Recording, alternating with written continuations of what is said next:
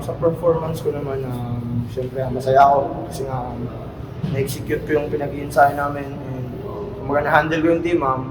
Di man ganun kalaki lamang namin pero win is a win. So, move on kami and focus kami sa next.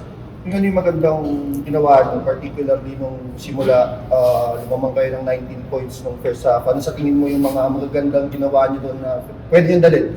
Siguro ang unang-unang depensa kasi. And, sabi lang naman ni Coach Allen, ang willingness lang sa depensa kasi doon talaga magsimula lahat. So yun, dinahandahan namin sila. And buti di pumapasok din yung mga open threes nila. So yun, next game, tikitan pa namin sila lalo. Titing, kumusta yung experience na yung first time nyo Araneta tapos ganito pa final po? Sa akin, first time ko nga, yun nga, medyo may kaba. Kasi nga maraming tao nga, tapos yung venue malaki. So yun, sabi ko lang sa sarili ko, wag ka masyadong ma-pressure kasi isa ka sa mga nagdadala sa team. Talagang nire-remind ko yung sarili ko na mag-relax ako. So yun, kanina, nakikinig ako ng music para makarelax ako.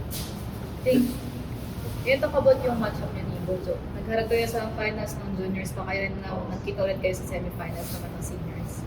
Ayun, siyempre nasa game tayo so wala munang kaibigan, wala trabaho lang talaga. So,